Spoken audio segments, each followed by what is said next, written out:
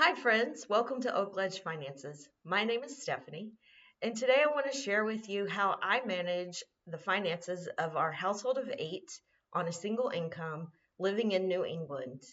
So let's start off with our YNAB categories and our YNAB budget. YNAB stands for You Need a Budget. If you've never heard of it, it is a fantastic app that you can use both on your desktop, which is what I will show you today, but you can also use it on your phone, which is fantastic when you're out and about.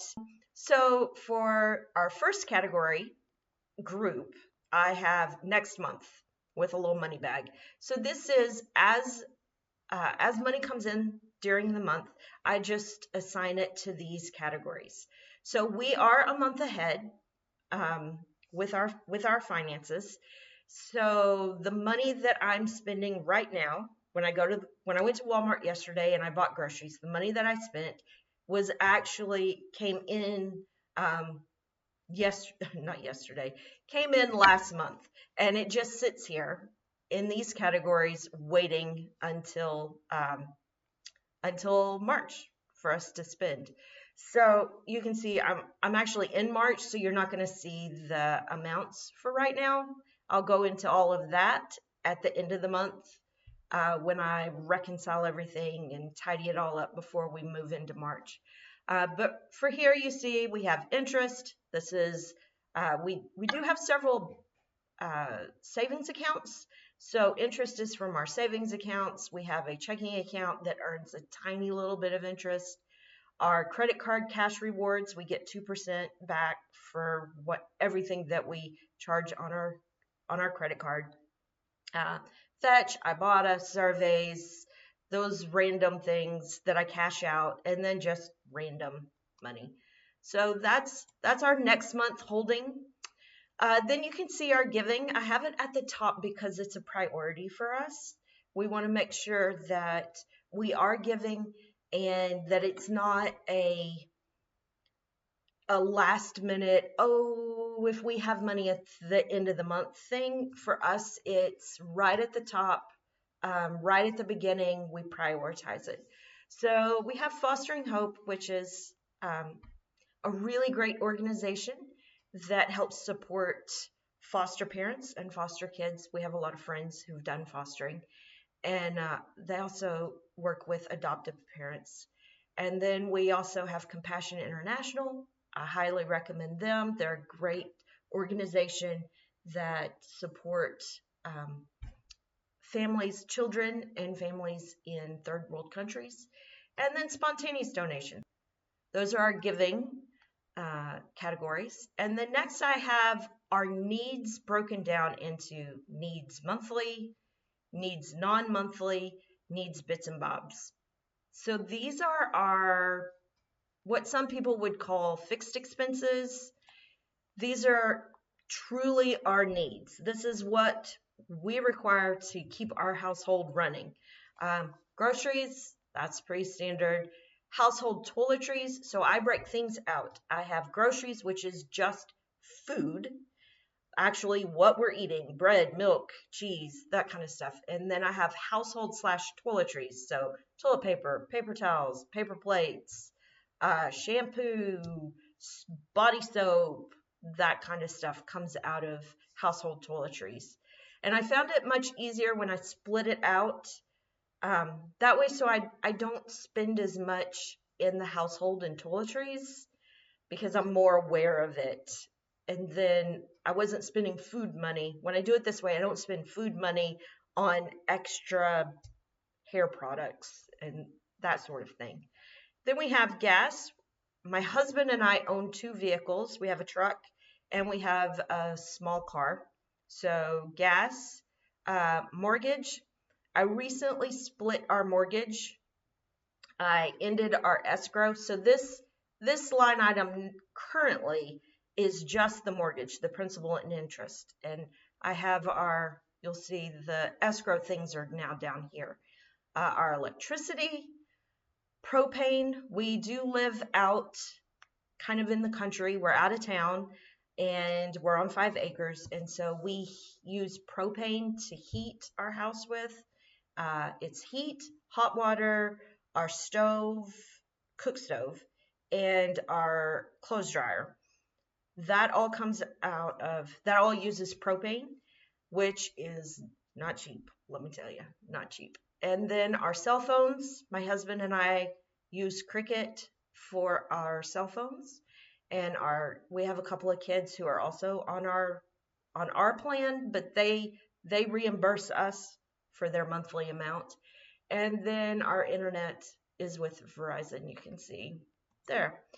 And then moving into our needs non-monthly, this includes our car insurance premiums, which is again not cheap because a big we have a big truck, and our property taxes because I ended our escrow account because I wanted more control over when and how these things were getting paid. Plus, I wanted to earn the interest.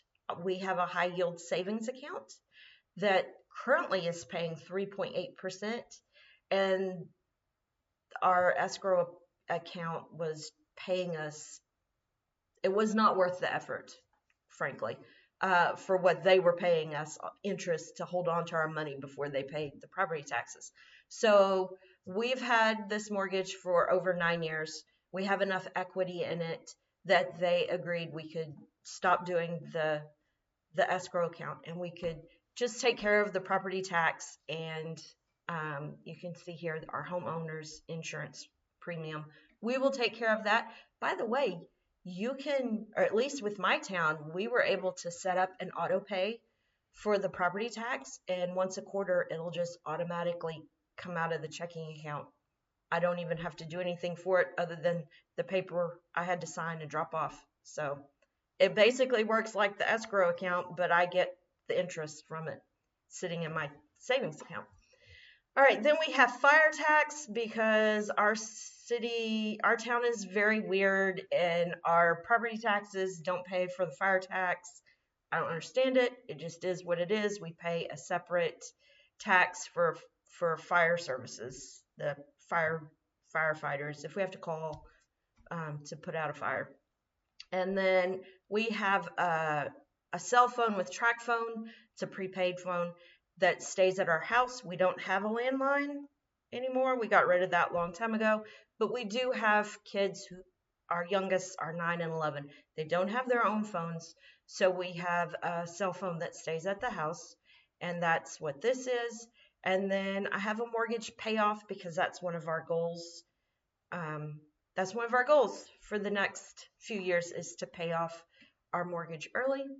And then my husband's life insurance and my life insurance. And that's all needs non-monthly. So these are things that come out. We pay for them every year. Sometimes it's 2 times a year. Sometimes it's quarterly. So they're not monthly, but they're predictable. The prices don't change all that much. And then we have needs, bits and bobs. Here's our house. I just called it that because it's all random stuff. It is needs. It's things we're going to do, but there's not a set time that we're going to do them. Like house maintenance and repair. You know, we have some maintenance issues around here that need to be taken care of, but there's no set timeline for that. Yeah. So that's how I account for it, is in the bits and bobs. Vehicle maintenance, it's the same for this. It'll be, in fact, I can click. One of the things that I really like about YNAB is you can make notes down here in the corner. So my husband does our oil changes at home. I don't know how much those cost. I haven't really been paying attention. So the next time he does it, I'll write that in for what the cost of the oil and the oil filter and all that is. And then our registration, I know for a fact that amount is correct because our registration is due next month. So I'm not sure about our car because our state does it weird for if you're driving a pickup truck, it has a different kind of registration than just a regular car. And then our driver's license is also renewal. So all that kind of stuff, in addition to, do we need new brakes? If our transmission needed to be worked on, that kind of stuff all comes out of vehicle maintenance and repair. Clothing, that's that's pretty self-explanatory. Uh, I have 3 growing boys that I'm still buying clothes for on a regular basis. So, um, yeah, we never know when I'm gonna have a boy come to me and say, "Mom, my shoes are busted out," or whatever. So that comes from there. Subscriptions, we only have, you can see down here, we have a BJ's membership. If you're not from the East Coast, you might not be familiar with BJ's. It's like a Costco or Sam's. It's the same kind of big warehouse bulk buying type of thing. And then our YNAB membership, or membership or subscription, also comes out from there. And then miscellaneous family reimbursements. This one is generally a wash. So what this one is for is every month, 2 of my kids, their cell phones are on our plan. So we have it set up so that the bank, they automatically transfer their payment to us, and then we pay for the phone.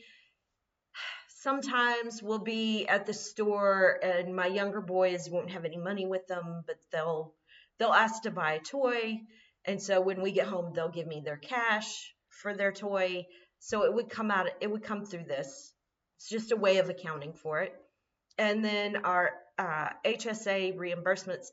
We have an HSA account, which I have off budget in the tracking accounts, and but I go ahead and have this category on budget because sometimes, like last year, our oldest son was in the hospital for 17 days with pneumonia, and obviously we had not anticipated that was a crazy expense, and ended up being way more money than what we had saved up in our HSA. So I needed a place to hold all of that. So that's what that is. So far this year, we've been able to cover all the medical stuff through our HSA, and we haven't had to cover any of it with our budget, our regular budget. But I went ahead and made this category just in case. So we'll see. So that's our needs, bits and bobs. And then I have a category called just the 2 of us. One of the things that I realized that when I first started using YNAB, it became really clear to me, even though I'd already had a budget, I used like a spreadsheet and was tracking our spending. It became very clear to me that my husband and I were not spending enough money on the 2 of us doing fun things together, or just enjoying life, just us. My oldest is 21, so we've been doing this parenting thing for a long time, and this category group is my way of trying to shift our focus a little bit off of our children and more onto us. I guess maybe to be a little bit selfish, which is okay every now and then, right? So first I have Joel's Dough. I was creative with that one. That's my husband. And my Stephanie's Gravy. I'm from the South. I love some biscuits and gravy. That's my little biscuits and gravy thing there. And so we each get $25 for an allowance to spend however we want.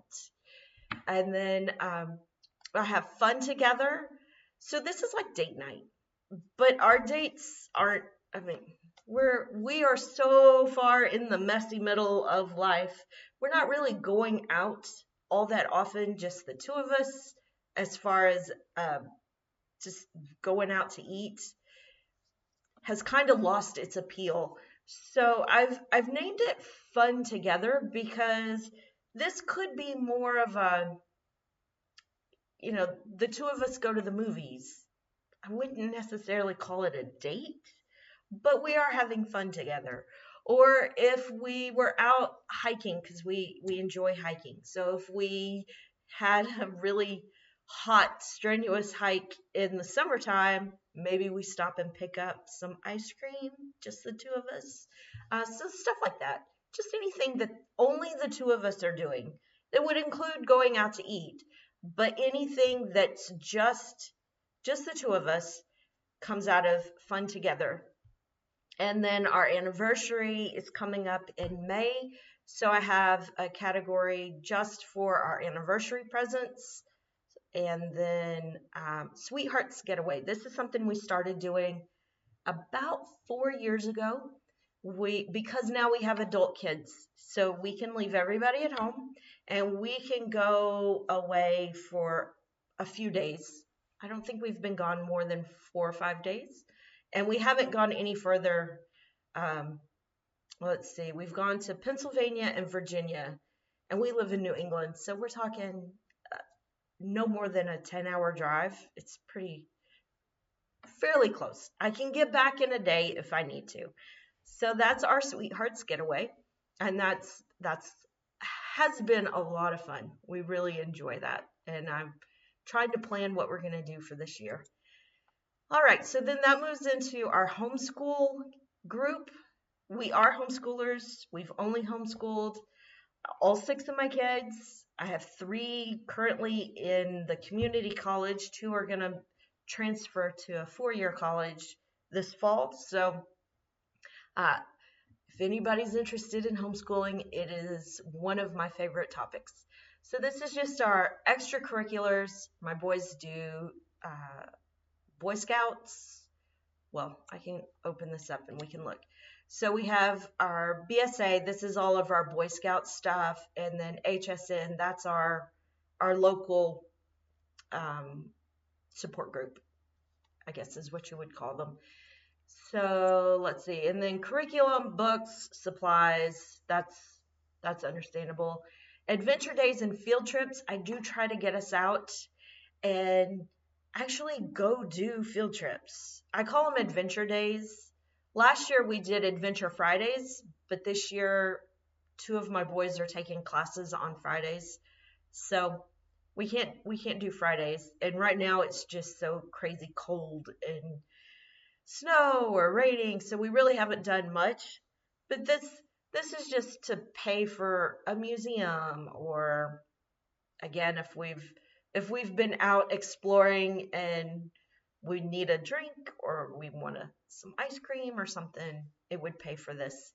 And then classes. So my boys are taking classes. We can look at the breakdown of how I keep track. So in 2023 through 24, that school year, we did that. This is what we're doing currently. This is what I expect us to do next year. And you just break it down to what they're taking, and it's a way of keeping track, which has been fantastic. And then I have a Canva subscription that I use primarily for homeschool stuff. Make up little worksheets or graphs or chore charts, that kind of stuff, which is a lot of fun. I enjoy playing around with Canva. And then we have family fun. This is any kind of activity where the whole family, or it could just be extra members of the family. Like if we go out to eat with just 1 or 2 kids, it comes out of family fun. If we go to the movies with a couple of kids, it comes out of family fun. It's a very broad, vague category. Birthdays, family 8. This is just for our immediate family that we do birthday presents for. And then Christmas 2025, I'm already saving. We put aside a little bit each month so that Christmas doesn't blow the whole budget at the end of the year. And then gifts for friends. Anytime my guys get invited to a friend's birthday party, it comes out of there. If I go to a baby shower or a wedding shower, that kind of stuff comes out of gifts for friends. We don't live near our family. My parents and brother and his family live in Arkansas, and my husband's parents and his sister and her family live in Texas. So we don't really do a lot of family exchange for gifts because nobody is close by. It just doesn't doesn't really make sense. And it's easier on everybody's budgets for now. Um, so that's our family fun. And then family travel. This is my favorite category group of all times, and I want to spend more money. That's one of our goals for the next few years, is to spend less on fixed expenses and more on travel for sure. So you can see I've got a group here for passports. I need to get passports for, I've gotten one kid and I need to get the other 5. And we just have not made it down to the post office to take care of that. But I've got the money sitting there for 5 of them. Or no, not for 5. I think for 3. I think that getting a passport it's expensive these days. I think it's $180 a piece. So I have a holding account, or not account, a category called 2025 Adventures. So I did this last year and it worked out really well. I just dropped all of our travel money. You can see we currently have $1,630.60 saved up to spend on travel for 2025. So I put it all in here. And then as we go down through the year, I'll assign the money from the adventures and I'll assign it to the other categories. So next month we're going to be going to South Carolina. My sons are going to look at a college there. And you can see I have hashtag SC2025. So YNAB has a great search function, and I decided last year to do hashtag and then some sort of abbreviation for a trip. So what I'll do is, while we're on the trip, everything we're spending for the trip, gas, hotels, food, it's not really a fun trip, so I don't see us buying any souvenirs, but all those kinds of things, when I put in the charge for, when I account for it in our credit card, in the memo section, I'll put hashtag SC2025. So then at the end of the year, rather than having so many, because we're doing a college visit here, we're going out to Kansas City for another college visit. I'm hoping that we can camp 4 or 5 times this summer, and then we're going to have to move these guys into a college, depending on which one they pick, come August. So that'll be another trip. And then Texas, I doubt that's going to happen just because we've got so much other that we're spending on, but it's there just in case we are actually able to make it happen. But okay, so as I enter it into the credit card account in YNAB, in the memo section, I use these hashtag abbreviations. And then at the end of the year, what I'll do is I'll take this category and I'll delete it. And when I delete the category, YNAB will ask me, what do I want to do with all of the transactions that were assigned to that category, and I'll tell it to put it into the 2025 adventures. And because I have each one of them separated out with a hashtag, then I'll be able to see which thing came from which trip, and I can break it out that way. I can also do a search and to see how much did we spend on South Carolina, that kind of thing. So that worked so well last year. And then I don't have to hide 6 different categories. I'm only hiding one category at the end of the year. So each year will have its own category for the adventures. And then we have an emergency fund. I've been toying with the idea of taking this one off budget as well and making it a tracking account. But for now, it's on budget. So we have starting at the bottom, we have our car insurance deductible, we have our house insurance deductible, and we have income loss. So this is something I had never thought of or heard of until I started watching the Money Guy show on YouTube. And they are fantastic. There's actually 2 guys. They are fantastic. They're similar to Dave Ramsey or Ramit Sethi, but they're actually financial planners. So they have a different approach. Uh, they're not yelling at everybody to sell the car or why did you buy a truck, that kind of stuff. And I really liked their approach. And the very first thing they say to save for, instead of saving for this just big pile of money, 3 to 6 months of expenses, they actually break it out a little bit more. And they start with the your insurance deductibles, which I thought was so smart because that's really is really important. We found out last year, year before last, when all of a sudden our upstairs bathroom sprang a leak, and we had literally had a waterfall flowing from the ceiling in the playroom, and it was not fun. It was a mess, and so we had to use our insurance deductible, and I had it all sitting there ready to go, and it was so freeing. And I won't say there wasn't stress involved because we had to rip down a whole ceiling. It was a whole thing, but the money part of it wasn't stressful. So we have it broken out in the deductibles and the income loss because we are a single income family.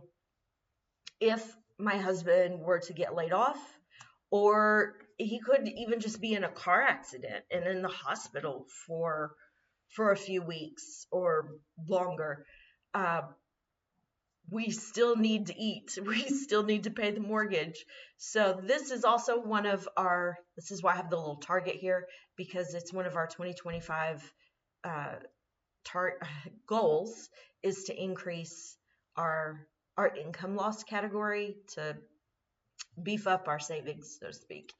And then credit card payments. This is something that YNAB automatically does. If you have a credit card, as you spend out of it, you have to assign a category, and then YNAB automatically takes the money from the category and drops it into this category. So like if I bought groceries yesterday, so it took the money out of my grocery category and it put it down here into the credit card category, and this keeps us off the credit card float, which I didn't realize until we started using YNAB. We were on the credit card float, which is what YNAB, it's a term YNAB uses to describe if you can't pay your credit card off in full right now, then you're on the credit card float, meaning you're using next month's money to pay for this month's expenses. So you can go to their website, go to their YNAB has a fantastic YouTube channel where they've got lots of videos that explain it way better than I could.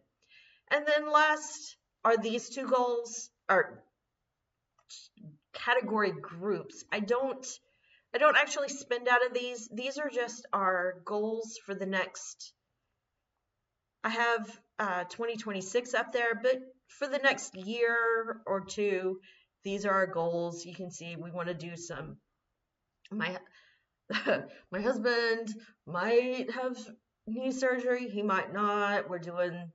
He's doing the whole PT thing, and my youngest boys are going to need braces, and we need wisdom teeth pulled, and swim lessons, and a trip to Florida. And so we have a mix of fun and necessary. And then I have another category group for, this is just stuff that we'd like to have happen before 2030. And a lot of this is future savings that needs to happen. Our parents are older.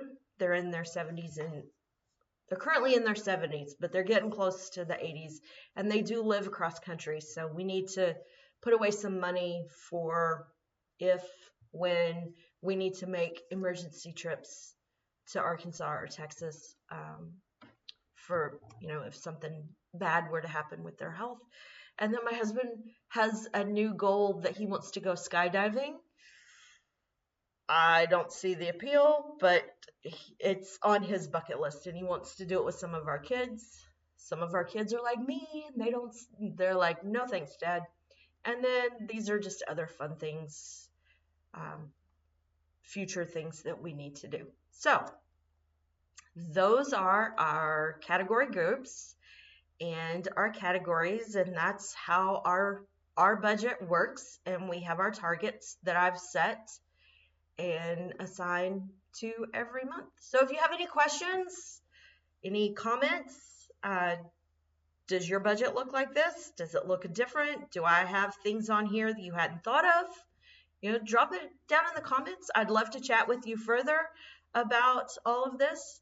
And hopefully the next time I show our YNAB, it'll be at the end of the month, and I'll be showing how we're going to reconcile everything for the month and tidy it all up before we roll into March.